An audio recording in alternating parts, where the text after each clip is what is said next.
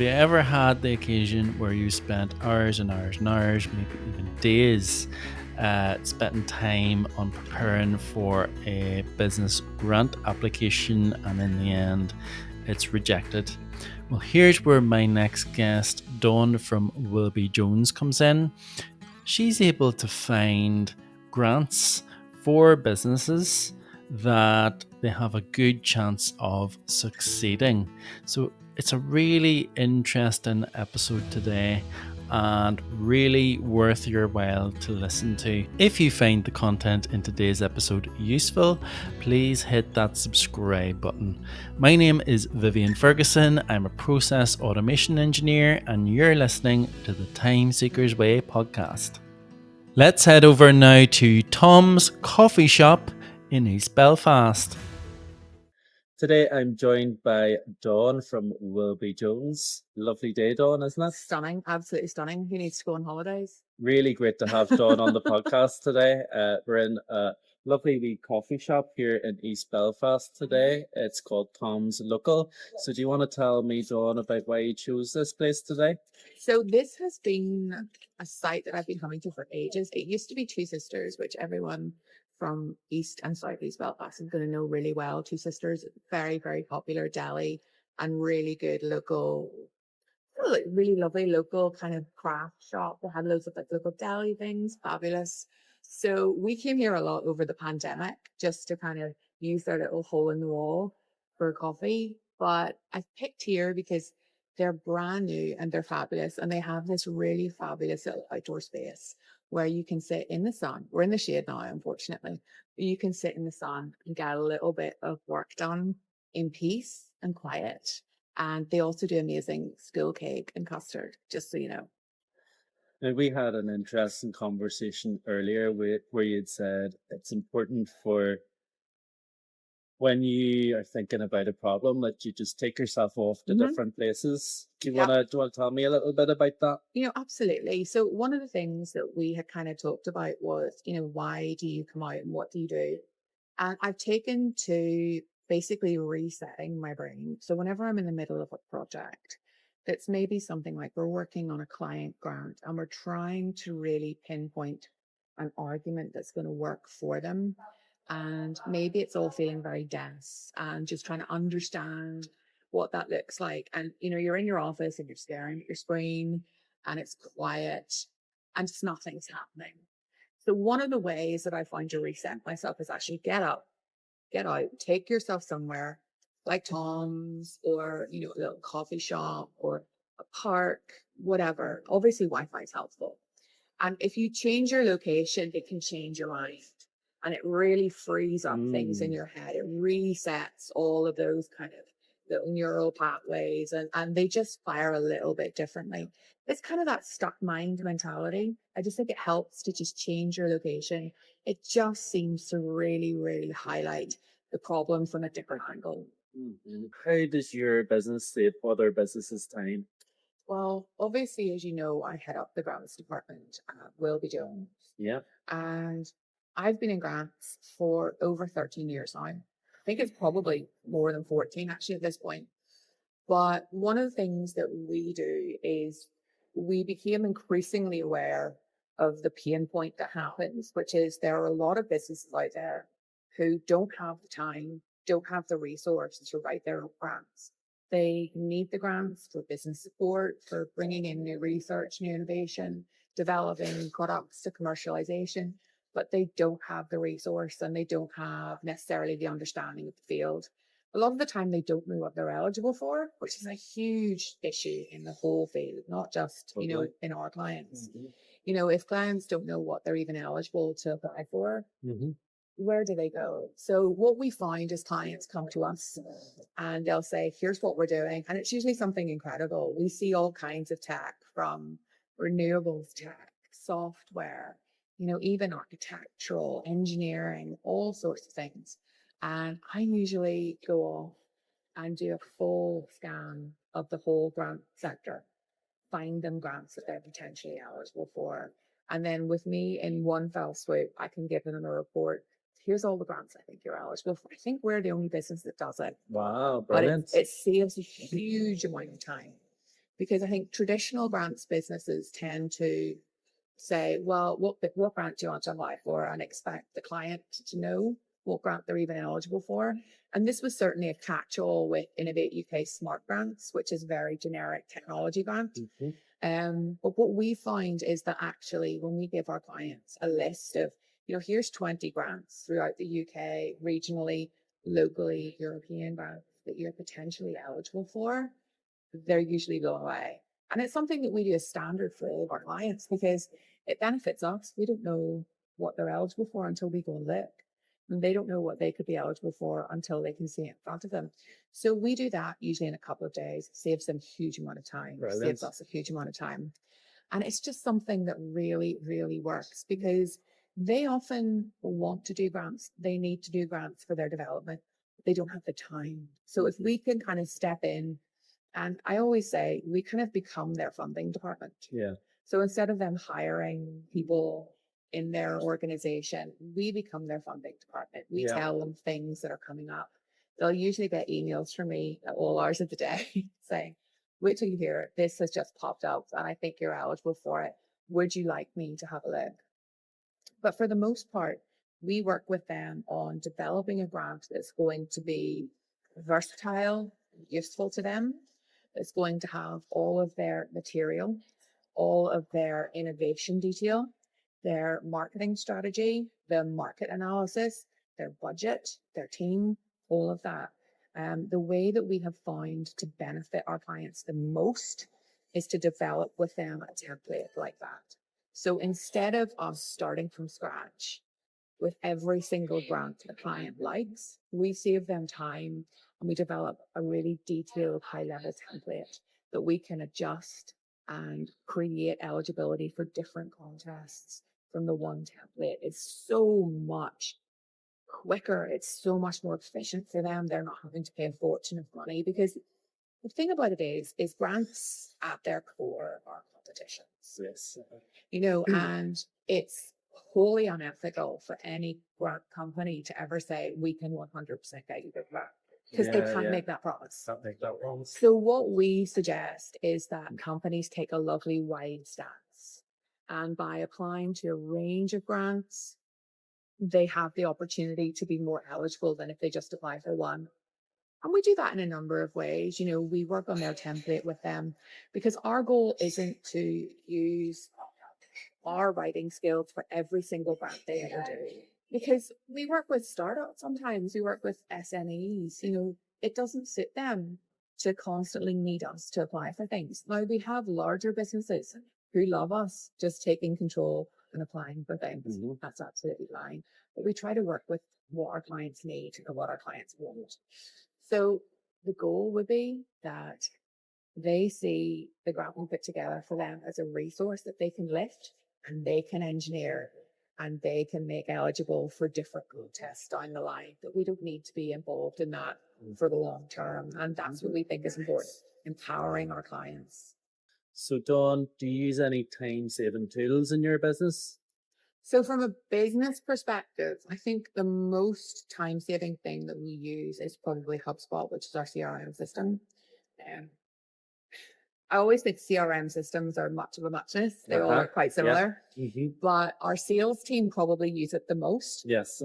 And it's very useful for them because they can track all our clients. I actually slide into HubSpot and I use it a little bit differently from our sales team. So one of the things that tends to happen is we have quite a large client base. So there's a few hundred clients on there, but there's also kind of clients who are on the sidelines who maybe we haven't worked with in a little bit. And they're there, but they're all logged in our HubSpot.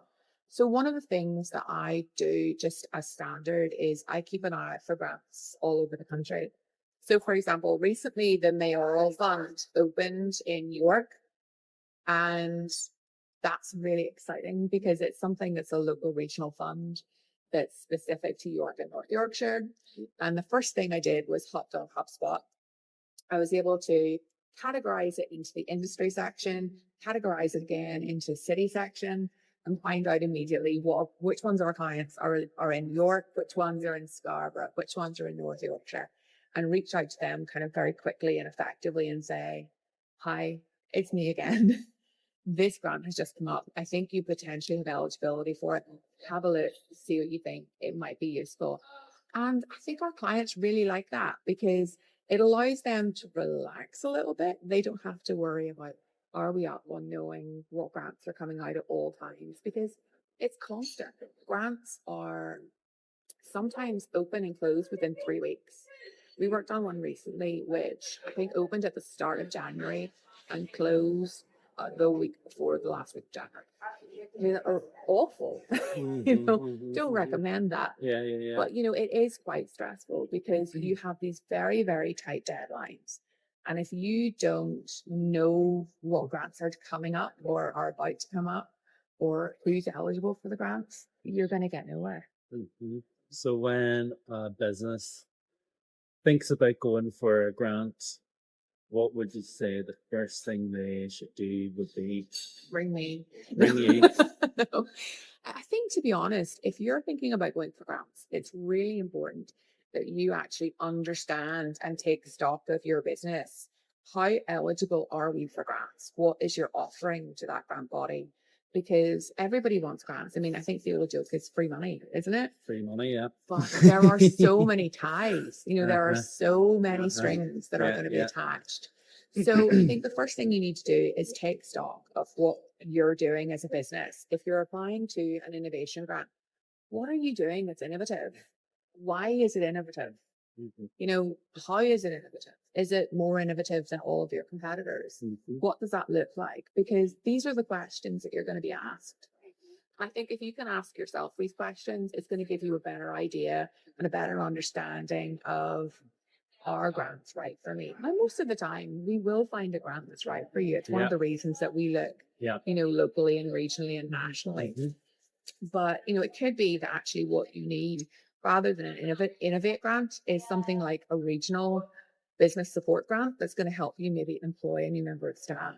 Or it's going to subsidize bringing maybe a master's student in for a few months, something like that. And that's the thing, is it's a lot about versatility, but it's also about understanding what you need and what you're going to offer a grant firm, essentially. What are Innovate UK going to get out of you as one of their beneficiaries? Because with grant companies, it's all about impact. That's how they measure their success. Their budgets at the end of every year have to be approved with Innovate UK by the government because it's public money. So they have to be very, very stringent about what has been spent. How many people is it impacting? How is it impacting the economy? So if you're looking at, we want to apply for this grant, you need to be thinking, okay, what is the benefit that we're going to bring our stakeholders locally, stakeholders throughout the country, and maybe commercially, the economy? You need to think about all of those things. And certainly, by all means, if you're struggling with that, that's where we do step in and we have a chat, and we can usually narrow that down quite quickly, because it could be that you're just not ready yet. You might be a startup that is at a point where it's almost there, but just not quite, or there's nothing that's just right in that wheelhouse for you at the minute. And usually, if clients give us their details and we see things that pop up, we come straight back to them and say, by the way, this is perfect for you. And that's another thing that we use HubSpot for. So that would save businesses so much time, so that they're not applying for grants. Such a waste of time. Yeah. They're not applying for grants that are just, not suitable for them, and they probably wouldn't get. So they would put hours and hours and hours into that, and it's then about it goes 80 nowhere. hours for an Innovate UK.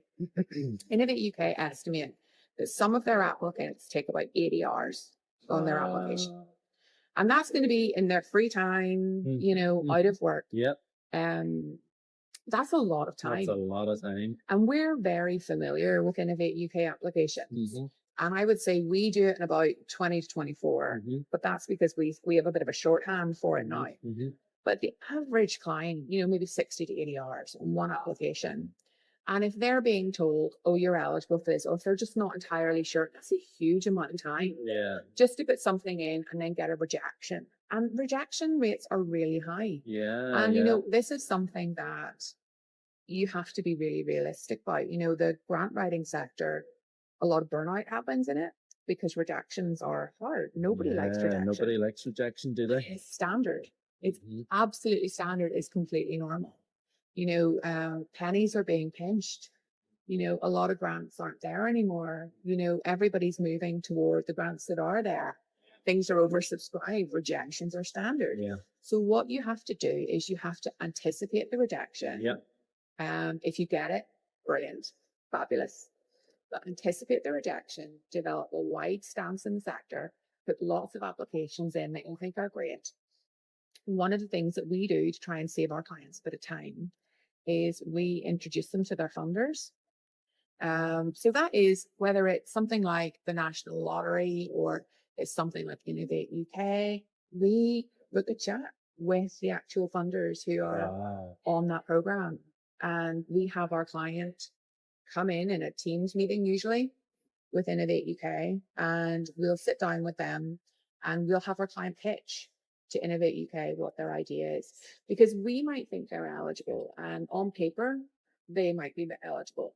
But what we find sometimes is actually in speaking to the people who are running the contest, they might say, yes, it's a renewables contest, but we're more focused on solar this year. And on paper, that's not mentioned anywhere. Right. So we're able to hear it directly from them and get a better sense of what they're looking for. Now that can save a client a lot of time, because if they're not in solar, it's probably less likely that they're going to get the award.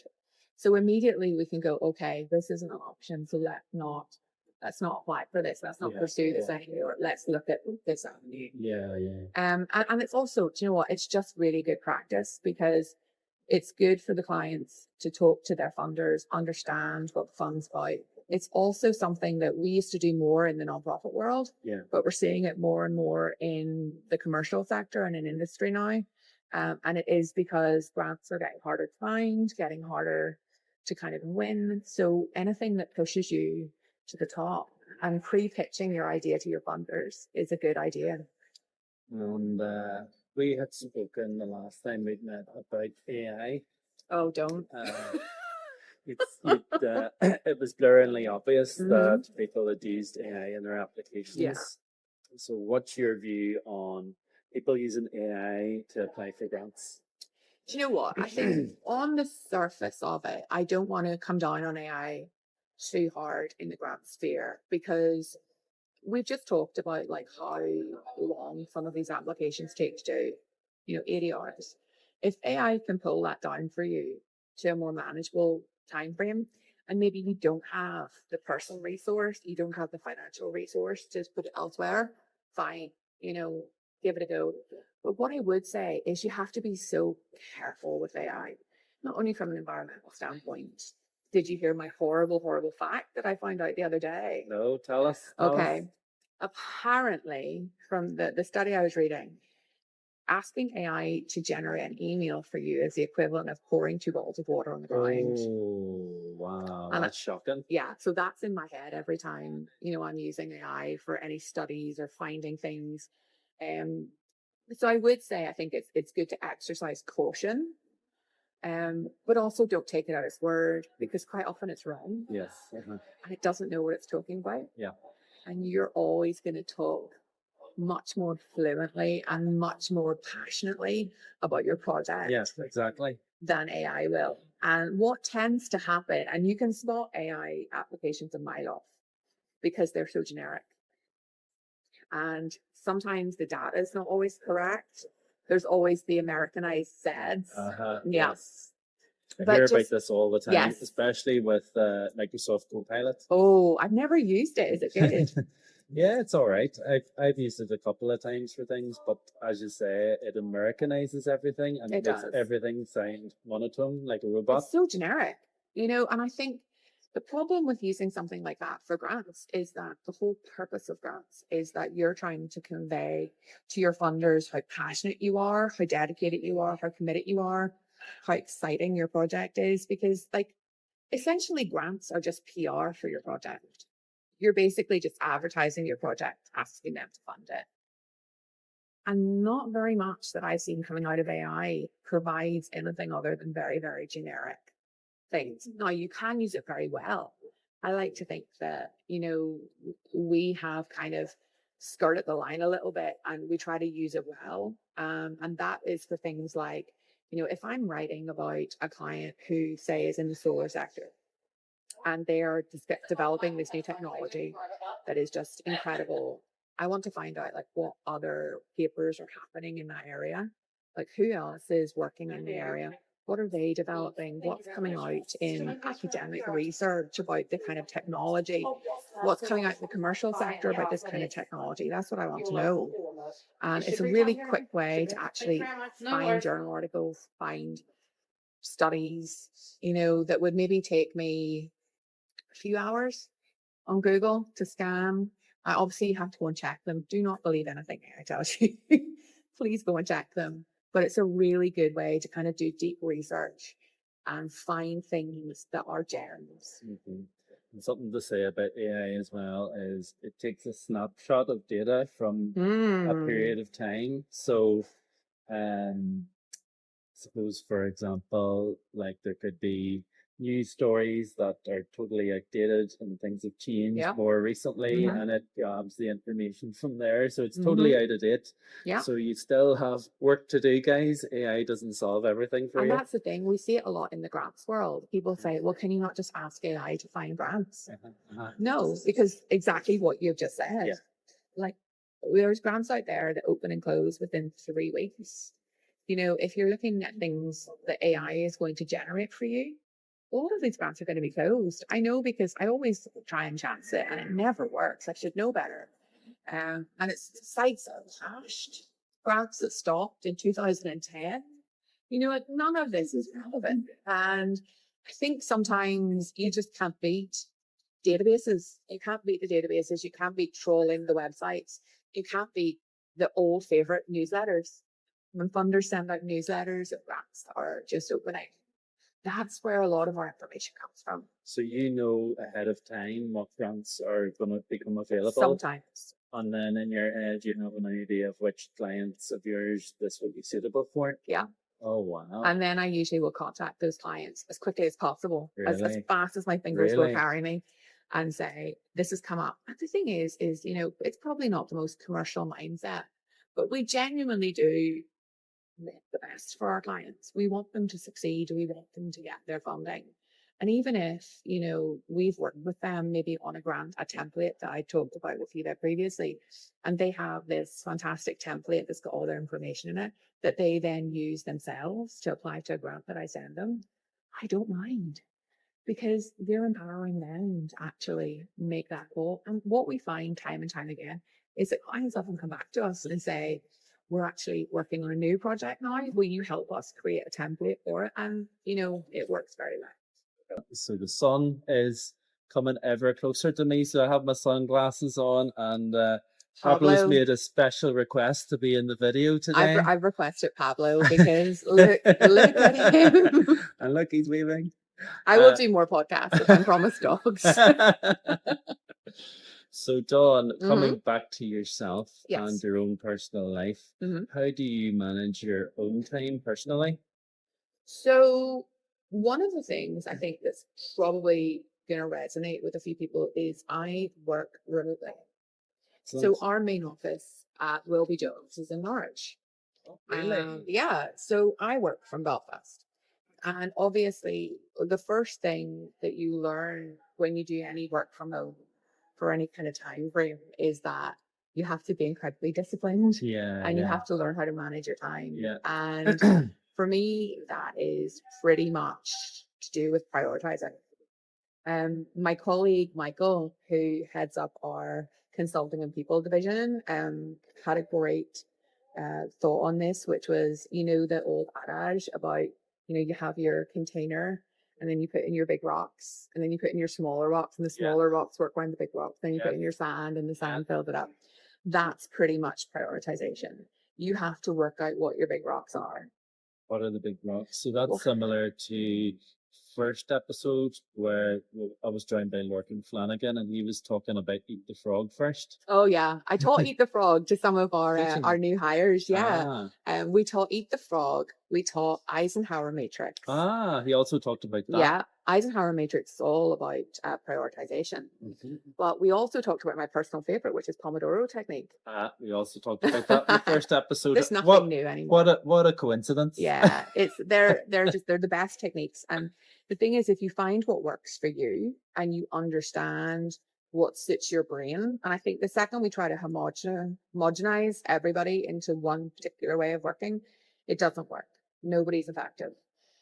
Understand what works for you, understand what makes your brain sing, and work within those parameters. So, for example, in the morning, I will be behind a cup of coffee, usually doing my emails. I will not do anything that requires in-depth concentration first thing in the morning. It's not my like fizzy brain time. I call it fizzy brain time because it's when you make those fun connections and all the magic happens. After lunch, yes. So after lunch in the afternoon, that's when I sort of do my more deep concentrating kind of work. But the magic spot is sort of 8 o'clock, 9 o'clock at night when ideas kind of happen. And I think honestly, that's because our brains go into a more relaxed state and you can make those little neural connections. And I think that's sort of the more beneficial thing. So I think understand how you work, understand when your brilliant moments are. So are you a first thing in the morning worker? Maybe your most impactful first thing in the morning. Schedule your difficult to eat tasks then.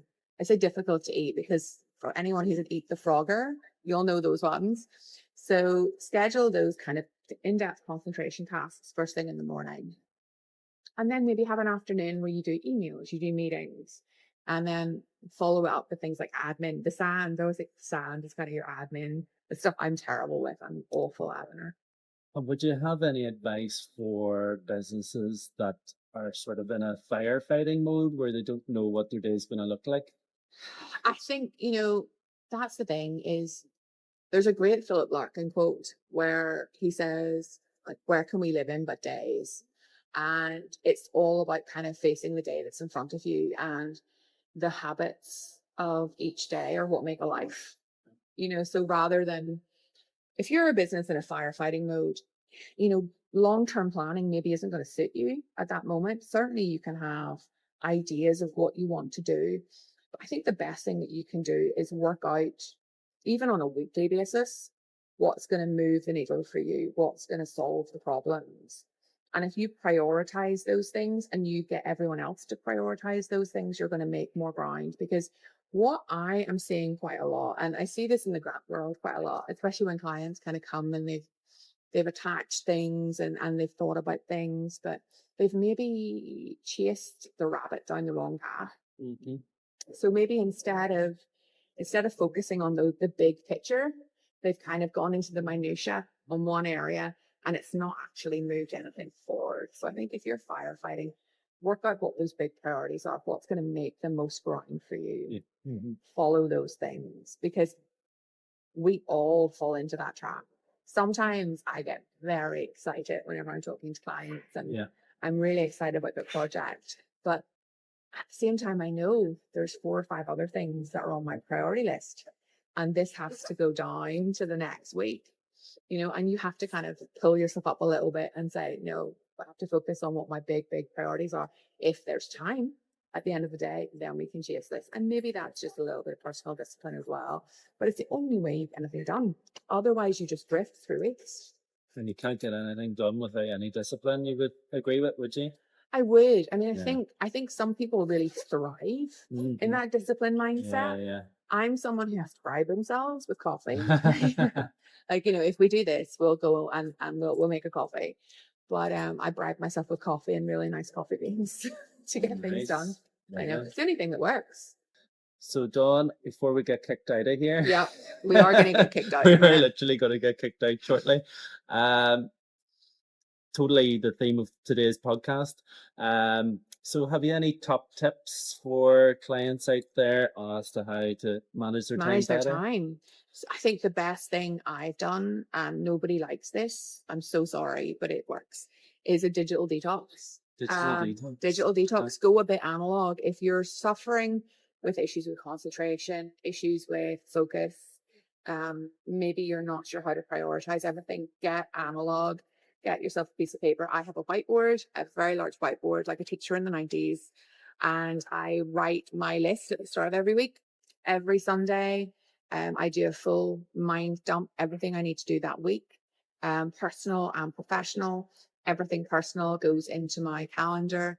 And then professionally, I start ordering it and making the priorities. I star the priorities with what needs to happen that week. And it sits there all week. I reorganize it into top priorities and it sits there all week. And I can't ignore it. I can't just close a window. I can't close my diary. It sits there and I look at it all week. So I know this is exactly what I'm doing. And that might be overkill for some people, but that's what I find works for me. So find what works for you. Work out what you need to prioritize. Work out when your energy is the best. If you get stuck, change location. And apart from that, just don't try and do what everyone else is doing. If it works for you and it's getting results, then do it. Dawn from Wilby Jones there with her tips. Thank you so much for taking You are the time welcome. out today You are to join me welcome. on the podcast, me and Pablo. If I'd known Pablo was going to be here, I would have come in sooner. This is amazing. You take care now, okay? You too. Bye. Bye, Pablo. To find more information about Dawn from Wilby Jones, please refer to the show notes. Thank you for listening.